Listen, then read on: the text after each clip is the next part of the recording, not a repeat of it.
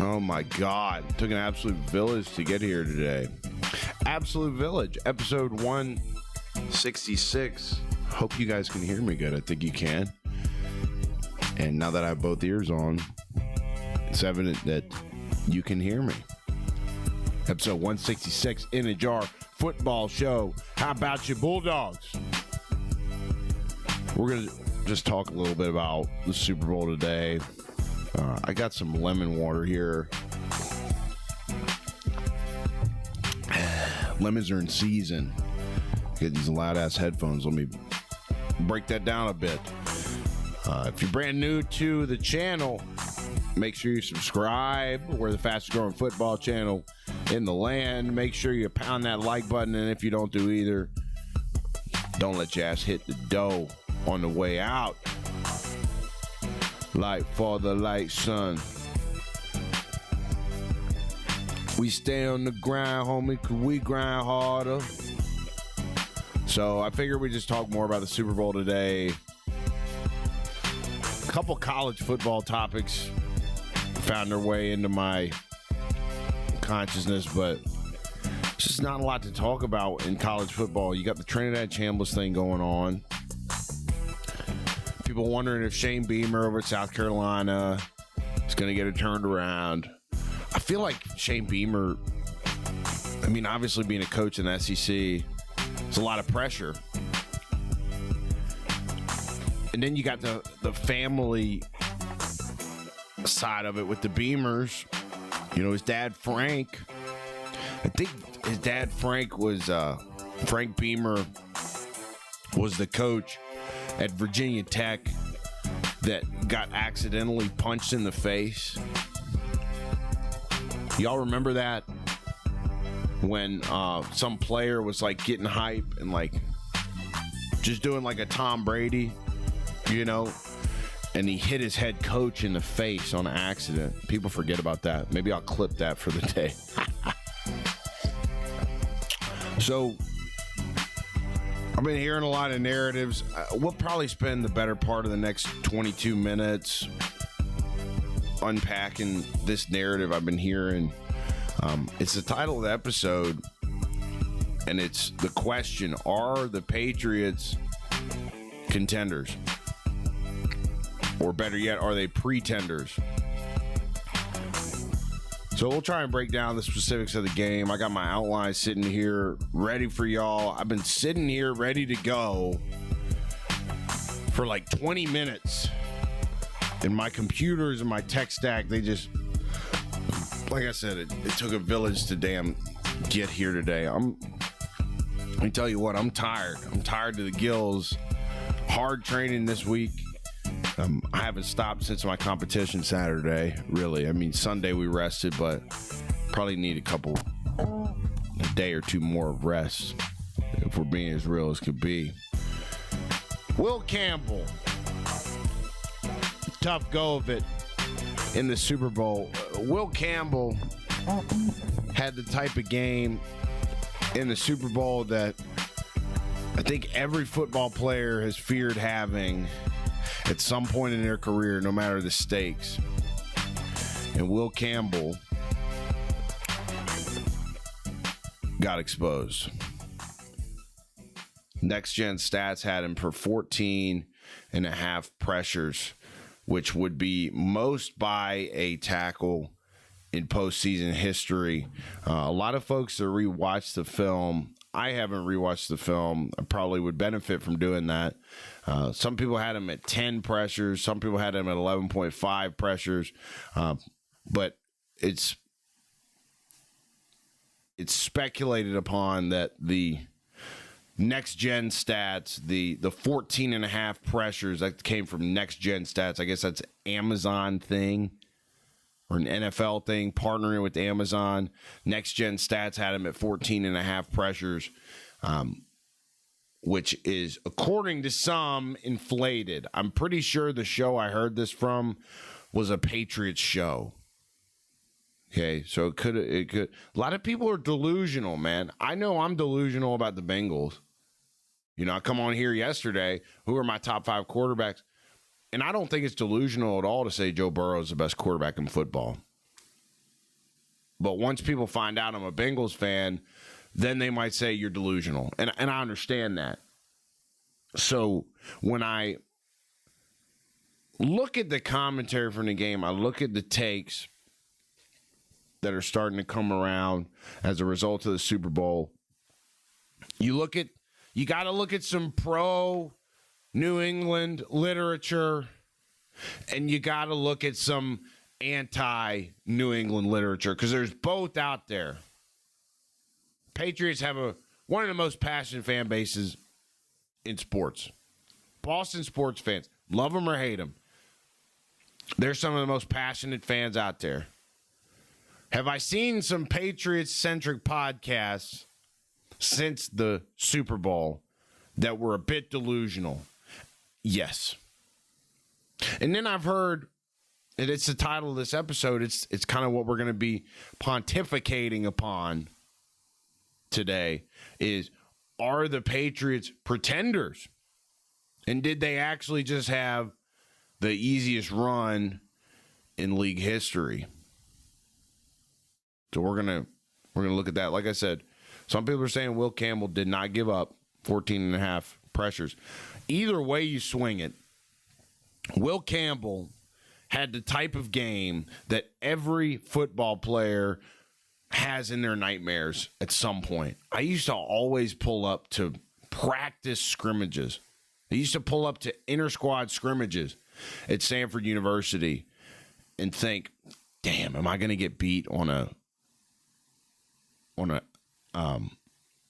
in and out? What's the freaking route? I just woke up from a nap. It's the route where the receiver fakes like he's breaking in and then hits a go route. What's that fucking route called? Excuse my language. Anyway, you always think about, I use my F word for the episode on that. That's not ideal. You always think about getting exposed, being the guy that gives up the big touchdown if you're on defense. And it seemed like time and time again, Will Campbell was giving up some kind of play that was getting him on the Jumbotron. Like I said, some pro Patriots podcasts, shows, programs had him at less pressures.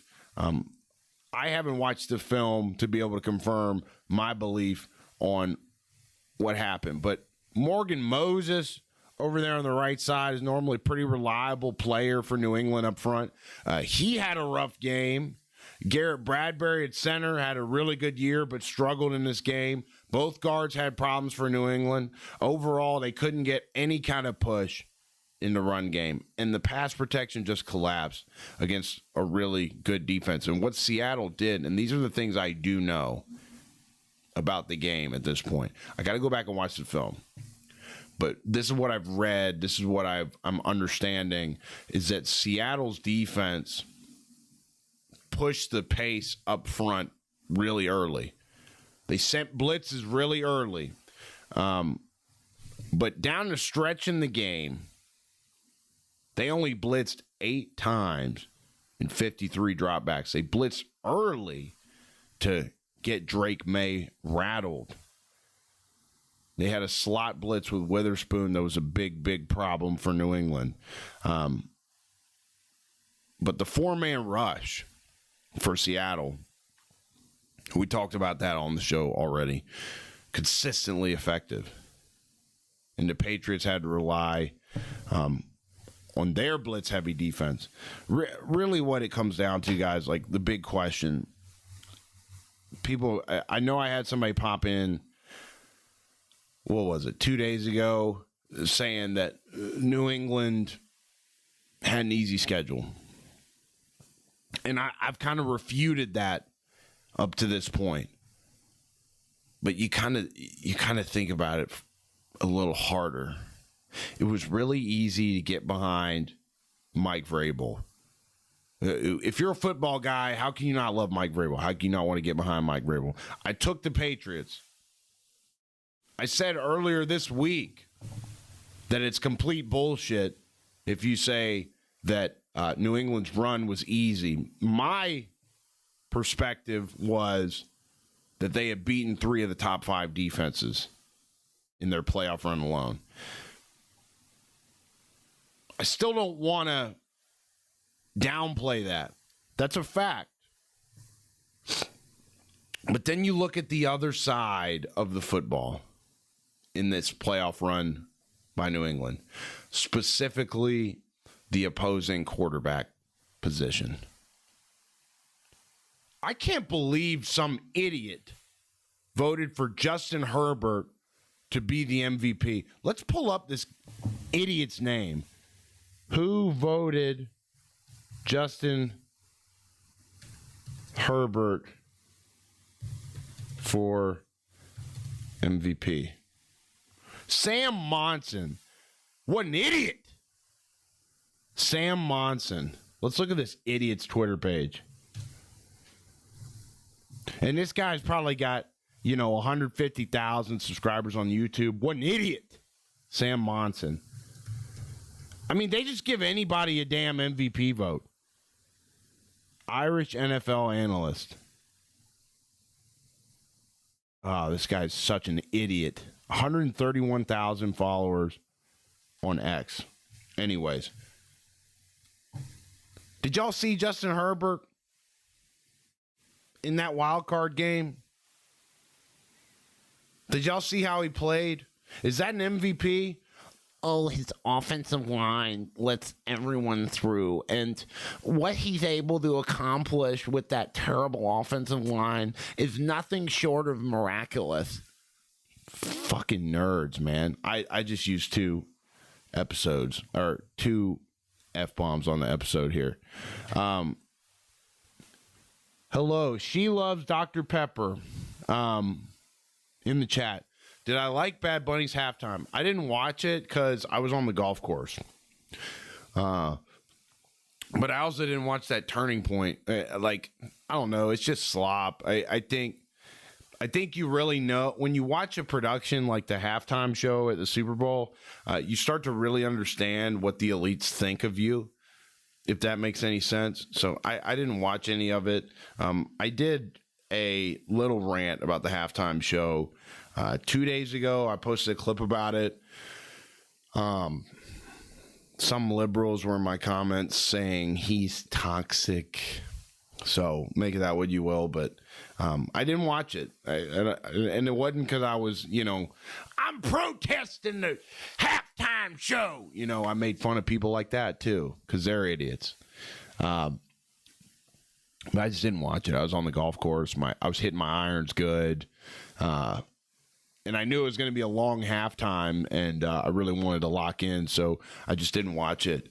I put some, oh man, what kind of music did I put on? I put I can't remember, but I was listening to music instead, my music.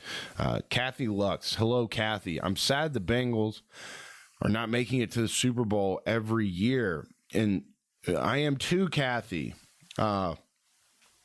You wonder if Drake May had run into a quarterback that's actually good in the playoffs in the AFC, would it have been the same story? I can't get over this idiot voting for Justin Herbert for MVP. What an idiot. They're giving anybody votes these days. Here's what the NFL's doing. They're giving DEI MVP voter status. Mina Kimes, an MVP voter? Are you kidding me? She reads off a damn script. I know I read off an outline sometimes, but at least I create my own damn takes. So, yeah, I'm sad the Bengals aren't making it to the Super Bowl every year as well. If it were up to me, they would have fired everybody. They would have fired Duke. They would have fired Zach. They would have started from scratch. But that's not the way they do it. And I'm sure there'll be some stupid shit this offseason, some dumb bait that the Bengals put out there to get everybody excited again. And guess what? I take the damn bait every time because I'm a delusional fan. But if the Bengals, I was getting ready to be if man. You know what's funny too is these Chargers fans. There's a few Chargers fans on Twitter that really enjoy antagonizing Bengals fans about Joe Burrow, and because they got a chip on their shoulder. about Herbert. They know Burrow's better, so they want to rage bait people like me into having a discussion about Justin Herbert versus Joe Burrow. It's not even a discussion. It's not even a comparison. I'd be more apt to compare Tua Tagovailoa to Justin Herbert than I would Justin Herbert to Joe Burrow. I still think Joe Burrow is the best quarterback in the league. And dude, you look at the regular season, the Patriots went to Cincinnati. Cincinnati actually had a defensive touchdown that game. It was Geno Stone, arguably the worst player on the Bengals defense, which is saying something. Geno Stone got a pick six on Drake May that game. Drake May played terrible in the first half against the Bengals. I can't remember what week. And then the Bengals defense just became Swiss cheese, as they always do, at least in the last 2 or 3 years. Where was that narrative for Burrow in 2021 when they made the Super Bowl run? His defense carried him. He had the worst offensive line, one of the worst offensive lines in history for a team that made the Super Bowl. Thank you, Kathy, for getting me on a little Bengals rant there. I really appreciate it. So Will Campbell, he got exposed. It looked like the Patriots had a run game the first 2 series of the game. You thought that if New England was going to be able to establish the run against Seattle in the Super Bowl, that they'd have a chance. And I thought they were churning it out pretty good early in the game. Like I said, I was playing golf almost the whole game, and I got locked in. I watched the first 2 series pretty close, and I was thinking, dang, the Patriots are toting the rock. They're doing what they need to do on the ground. And then you fast forward to, I don't know, maybe it was midway through the third quarter in the Super Bowl, and the Patriots had 4 first downs and 6 punts. That was kind of the moment where I realized, they kind of got the run game shut down. You know what I mean? But again, let's go back to the big picture here. Let's stay focused. I've been wanting to focus on the Patriots run, and I wanted to defend the Patriots run because the defenses they played in their playoff run were very solid. What I failed to acknowledge was the quarterback play on the other side. I don't think I've ever seen, and it is sad that we're watching it pisses me off when I try to adjust that mic and then it goes back like that. It pisses me off. It's late in the week. We've been training hard all week, so I'm a little sore and grumpy. But wild card round, Patriots, Chargers. Justin Herbert was terrible. Division round, C.J. Stroud absolutely choked. Might as well have spiked the ball every down with the quarterback rating that C.J. Stroud had. He was terrible. Absolutely horrible. And then Denver and AFC Championship game. You're not even, you're playing a guy that hadn't started a game since the preseason. And it's like, could you imagine? I'm being if man again. I'm being if man. This is bad bait right now. This is bad juju. Can you imagine if just let me do it? Just let me do it. Can you imagine if Cincinnati had a formidable defense, was able to make it in the playoffs this year in the AFC? Could you imagine? I borderline hate myself for letting that slip, because everybody on Twitter or whatever is going to be like, "Oh, he's if man, but whatever. I just can't help but think, man. And it's a dysfunctional freaking organization, so it's not what happened, and we're just going to leave it at that. But I am starting to think that the Patriots had the easiest Super Bowl run in history in their regular season schedule. I mean, their regular season winning percentage, the winning percentage of teams that New England played against in the regular season was 329, 300.329. And then you play Justin Herbert in the wild card round, who is shitty. You play C.J. Stroud in the divisional round, who was even more shitty. And then you play Jarrett Stidham in the AFC Championship game, who at best was mediocre. And we talked about top 5 quarterbacks in the league right now yesterday. And I just couldn't believe that anybody didn't have Sam Darnold in there.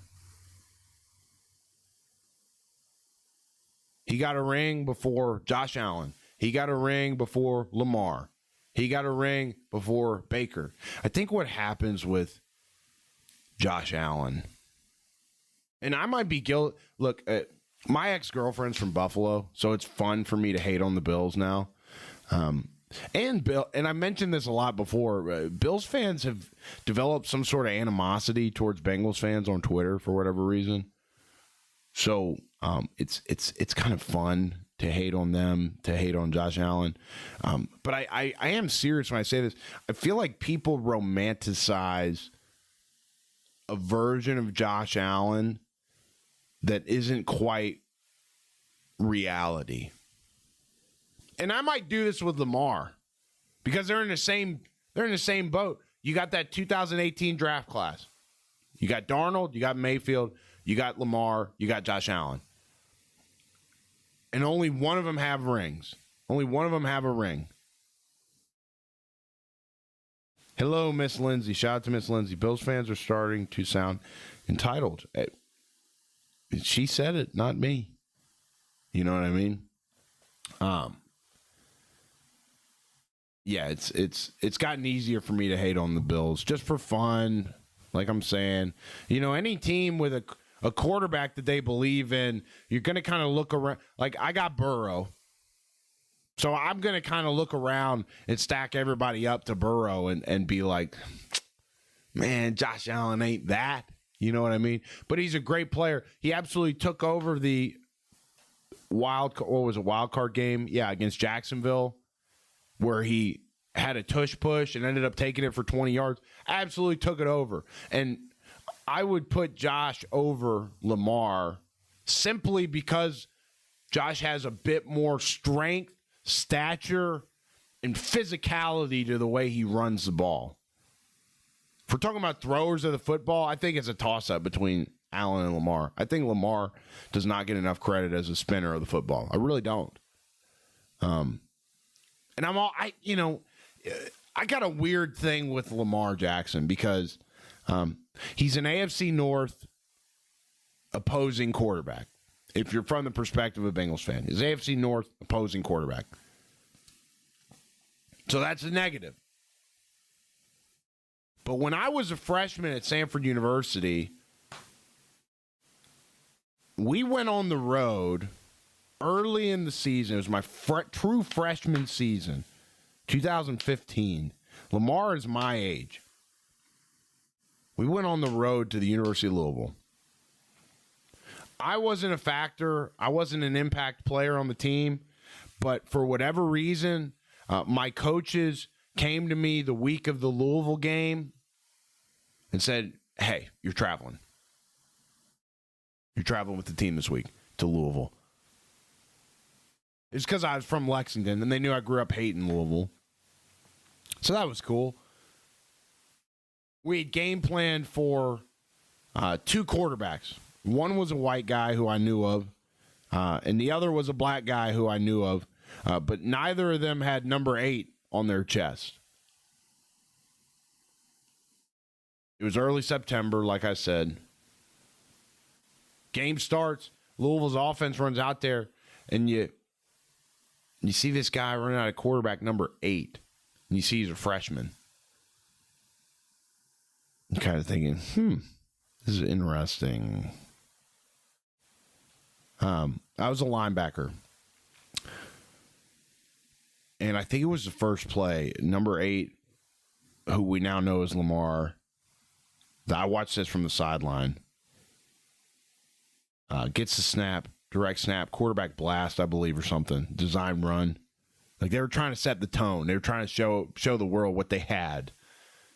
I think it was a quarterback blast or something. I'm probably remembering it wrong, but I remember Lamar breaking off a 65, 69-yard run. Just snap, boom, B gap, C gap, stuck his foot in the ground, cut up field, and just, whoa. Crowd erupts. And so I always remember having that experience of Lamar. I feel like I was one of the first in the world to see that. So I always kind of thought, like, damn, man, this guy's the truth. So I kind of have that weird thing with Lamar. Long story long. I want to see him do well. Because I think back to that time when I was like, damn, this kid from Florida, he's my age. He's freaking balling. I couldn't play like that. You know? So I got that weird thing with Lamar. So when I got to compare Josh Allen and Lamar, you know, it's interesting.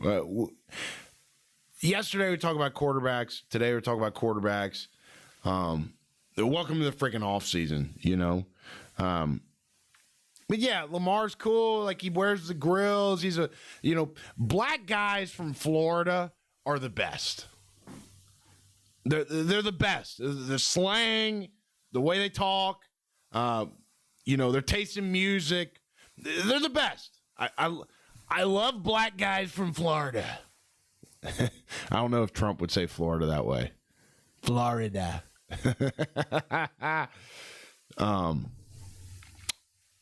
So where were we? Yeah, I'm starting to think that the Patriots playoff run was a sham. Not because of anything they did. Listen, New England, at least the players and the coaches, they're not controlling who lines up across from them on a week-to-week basis. It would really bother me if I was a Patriots player and all I was hearing in the media was they didn't play anybody. Because, hell, I can't control who we're lining up against. All I can control is whether I beat my guy or not. So I can see how that would be an annoying narrative. But hey, opposing winning percentage in the regular season, New England opponents, .329. Not great. And then the quarterback play. It's absolutely horrendous. The opposing quarterback play, absolutely horrendous in the playoffs. And you got to give the Patriots defense a little bit of credit for the way they did C.J. Stroud. C.J. Stroud's terrible. Guys, let's keep it a buck. Let's be as real as we can be. C.J. Stroud's absolutely terrible. Doesn't deserve to be in the elite conversation. Won't ever be in it. Should never be in it. Justin Herbert. Not elite, guys. He's not. You really want to stack Herbert against somebody like Burrow? Come on. You really want to stack Herbert against Josh Allen even? No. Lamar? No. And I'm kind of feeling weird because, and I do have to run here in a second, guys. This has been a fun show. Feel like we've been really flowing the last couple of days. I promise I'm going to get some guests on. You get into this damn routine, and anything out of your comfort zone is like, I'll do it tomorrow. So promise. And you guys got to start chirping me if we don't start getting some guests on. Be like, hey, pussy, hey, little boy, you say you're going to get guests on. Y'all can chirp me if you want. I would appreciate it, actually. The last 2 days we talked about quarterbacks. There were some college football podcasts I watched. Just nothing really, like South Carolina Gamecocks. But the thing is you watch these podcasts, and this is why I think our show will continue to rise above, because it kind of is a Bengals podcast, but it's not. It's not a fan podcast. You don't have the podcast themed orange. It's not the Growler podcast or the Who Dey podcast or whatever. Like, we talk about other teams. We talk about other occurrences. We tie it back to how it affects the team every now and then. But the thing about these team-centric podcasts is you're going to get puff pieces. We don't do puff pieces around here. We have our biases, and we're very transparent about our biases. But we don't do puff pieces. We try to address the reality of the matter, the facts, the truth. And so I was listening to this podcast about South Carolina and, how they disappointed this season, but we're optimistic for the 2026 season. All these players are returning. And you hear all these, they are facts, but it's like, they're trying to guide you to a conclusion. I won't ever try to guide you to a conclusion. I want you guys to create your own narrative on how things are going in sports, and just let us help you along. We sit down every day and have a little talk. Sit on down there, buddy. Well, and at this point, you probably get your ass up because I got to go to jiu-jitsu. I don't wanna. I'm so damn sore. Like, I'm grumpy as hell. I had a lady text me the other day, and she was like, "You've been MIA. Like, I'm just checking in." And I was like, "Yeah, honey, I'm sore and grumpy." But it's a good place to be. I'd rather be sore and grumpy than holed up and anxious and wondering if I'm realizing my full potential that God made me for or not. That just got really deep really quick, but it's truth. So no update on the Trinidad Chambliss case. We will keep you guys updated on that. And I had a whole outline for this show made today, and we got, we waited for it to be done and all this stuff, and didn't even end up using it. So I'm going to head out, guys, but we will see you for the finale of the week tomorrow. And then, as always, I'm going to jump on the Confidential show on Saturday. We're doing 6 podcasts a week, 6 out of 7 days each week. And we've been doing this for months now, maybe 5 or 6 months at this point. 6 out of 7 days of the week, we are doing a podcast. So I hope we're getting better at it. And it'd be hard not to, you know what I'm saying? So yeah, make sure to check out my professor Tim Welch's YouTube and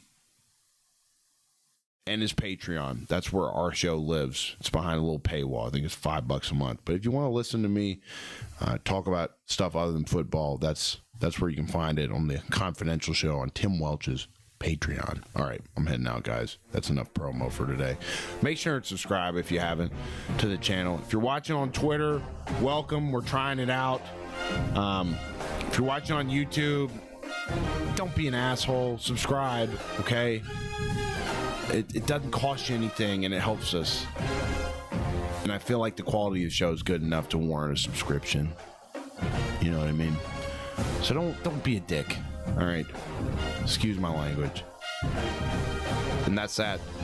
That's today's show, 166 in the books. Appreciate y'all watching. I was kind of just joking with all the cussing there. I do appreciate it, even if you just watch. But come on, give me a little more. Give me a little something. You know what I mean? All right. See y'all. Yeah! Invincible, yes! Pop in, hey brother. Invincible. We're just wrapping up here, brother. If you want to watch the replay, check it out on the channel, brother. Appreciate you popping back. I do remember you.